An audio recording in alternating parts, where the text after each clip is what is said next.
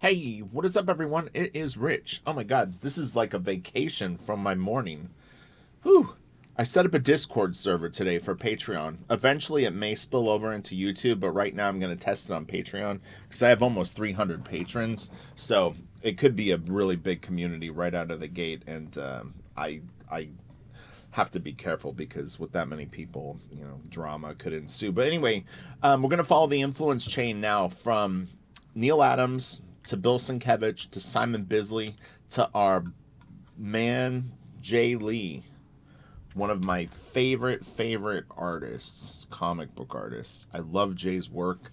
I think it's so unique and just fun, and he seems like he might be the love child, if I can so boldly say, of Bisley and Bill Sienkiewicz. So let's get to this before I embarrass myself and Jay anymore. All right, if we get this to 100 likes, I will do a nice long video on Jay. If we get it to 200, I'll reach out to him and see if he would ever be interested in talking to me. I have spoke to him through emails and met him in person, and we have some stuff in common, and we're both fairly dark artists, and I kind of looked at him as sort of a mentor in terms of how to navigate comics with dark art, because you're just not going to be, in particular, if you were ever going to try to work at Marvel or DC, you're just not going to fit on every title. But anyway, let's get into the art.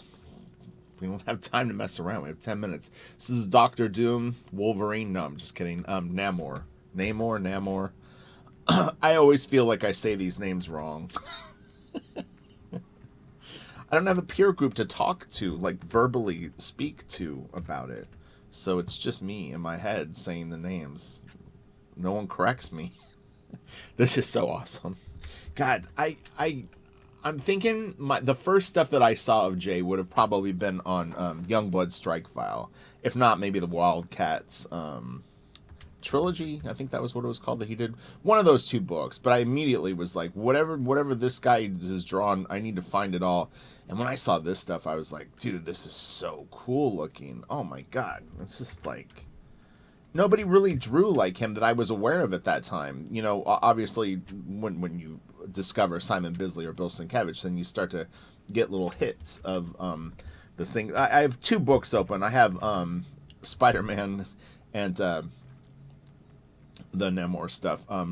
But this is what I tried to do, is I tried to pick stuff that had the Bill Sienkiewicz, Simon Bisley sort of vibe. So I specifically stuck to those two titles because that's the transition for Jay into developing his own style. And tomorrow I'm actually going to do an artist named Jim Murray, who's heavily influenced by Bisley and doesn't get enough love or attention, I think. And so for people who know Jim's work, they're going to be really excited. And if you don't know it, be prepared, because this guy is fucking insanely good. All right, let's focus on Jay. Rich, stay on topic. Looking at the thumbnails of this book, because he did 3 issues of Spider-Man, people will sometimes tell me that Jay at Marvel could do like he did a, I don't even remember, that it's some crazy amount of pages per day, 10 pages per day or something like that. Kelsey and I both sort of poo-pooed that idea, because even doing really simple pages is just not enough time to do probably more than 4 or 5 in a day, pencils and inks. It would be very, very difficult. Even, I mean, literally, you could be drawing just about like junk, and just it just takes time. So I think that like I'm real fast if I want to be. I mean, I could do a page like this in probably 3 hours. The thing that takes a long time with pages like this in particular, something that Jay and I both have in common, is a lot of times filling in the black is actually real time consuming, believe it or not. Having to cut in between stuff and do little things can be real time consuming.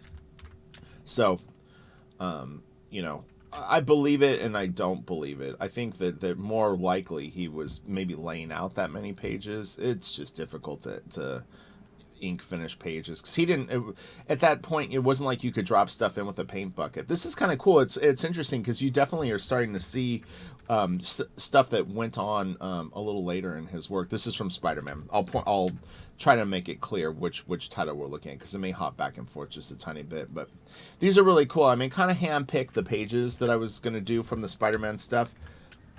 I think that his best Namor stuff is a little better than the Spider-Man work, but these were cool. I never really had heard people talking about him too much, and I happened to have one of the comics, and then started thinking, well, if he did one, this is like years. I was like, maybe he has done more. And this is kind of pre-internet in a way. It was 94 this came out, so it wasn't like you could just look online and find out if he did like the issue before or after.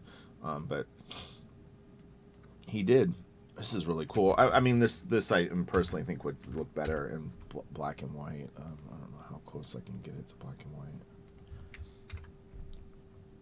The colors aren't bad, but I'm telling you, if you saw this as an original, it would probably look pretty cool.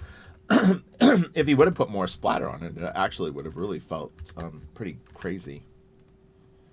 This is cool.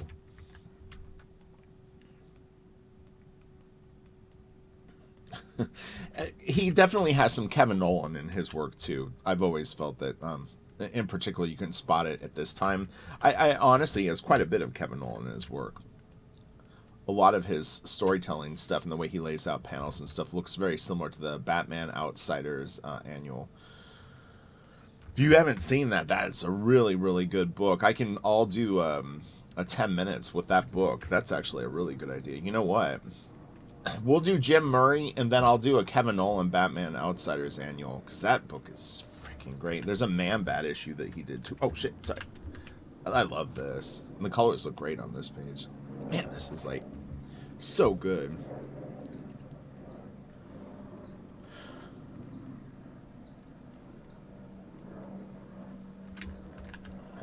And this is one of the covers. This was the one that I didn't have. So I had never seen this book until just maybe a few years ago. Same with this one. Had no idea it existed. And then this was the one that I had. But it ended up in like, I only had one copy of it. It just ended up in like a random long box. And I knew I had it, but I hadn't seen it in years. And then when I found it and I saw this part one, I was like, wait a minute. There could be more? His Iron Fist is crazy.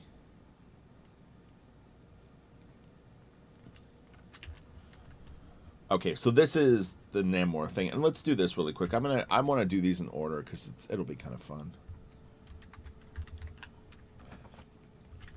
These issues are so cool. So the first couple that he did for Marvel, he didn't ink himself. I can't remember who inked it, but the inks aren't bad. They just don't look like this. And then when Jay started inking himself, I mean, it really, like, you know, you started to see what he was capable of and how cool it was. And then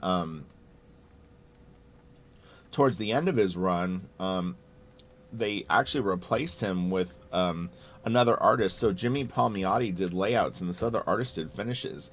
And the guy did a pretty good job, honestly, of mimicking this style. It's not easy to do.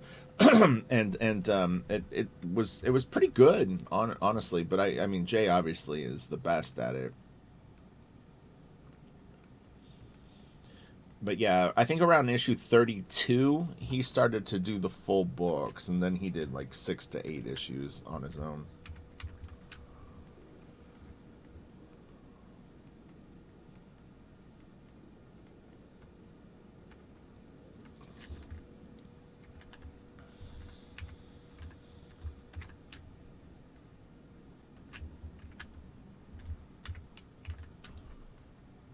Stuff is all pretty cool. I mean, I mentioned it, but we didn't really look at much of the art. But the Bill Sienkiewiz Moby Dick book in particular, I would highly, highly recommend you seek it out. It's a classic illustrated, so it's a bit of a square-bound, maybe 50-page comic-sized book, but with a harder, like, cardboard cover. And it's Really, probably my favorite Bill Sienkiewiz comic. But I don't know if Jay would have seen it at this point. It's a painted book, but or whatever mixed media like Bill uses. That stuff is wild.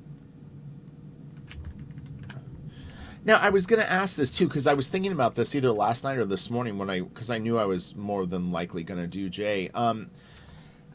Several years ago, maybe 3 years ago, it was announced that he was going to be doing a book. I remember something about like an orb or a ball, like a green ball or a blue ball or something like that, or crystals or something. I don't remember what it was. Did he ever do that? Like there was going to be a preview book at some show, and then I guess my follow-up question is what has he been drawing the last like few years? He did do a variant cover. So Ryan Benjamin and I did a Vampire Hunter D graphic novel around 2017 that's finally coming out, and Jay actually did do variant covers for it. So, I mean, I guess maybe he's just doing variant covers here and there. I don't know, but if anyone knows what he's been working on the last like 3 years, let me know, because there was definitely a comic book that was supposed to come out, and I never saw it. And if it is out, I definitely want to see it.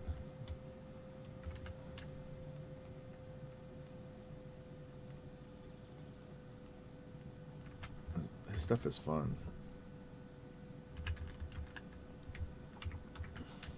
So we're probably spilled over a little bit. I kind of guessed that this would be about 15 minutes. I grabbed quite a few files, but this is so awesome. This is nice too. Really, really nice ship. Oh, look at this. Colors are great on this too.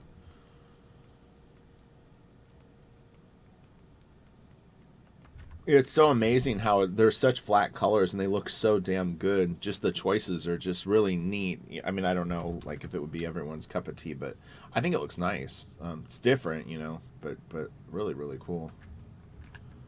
Oh, this is so awesome. Let's do this one in black and white. Let's see what we can get going on. What do we got going on? Do it, Rich. Do it. Let me darken this. Yeah, this stuff is difficult. It's funny because I have a version of it that I made all black and white. I went through each page and tried to see if I could do it one time, and it was difficult. You would need a Marvel reprint where it's on that real slick paper, but the problem is that the files, I think, probably wouldn't translate well. Man, this is awesome down here. This looks so creepy. This reminds me of the Court of the Dead sideshow stuff. Like, this looks... prelim concept sketch for like one of the Court of the Dead, like a new one. Aquilina, the underwater. Well, they did have the sort of weird mermaid lady. I almost bought that one. I wanted to get the General Death General, whatever the guy's name was. Man, I wanted that so freaking bad. Fucking limited edition stuff drives me nuts. This is so good.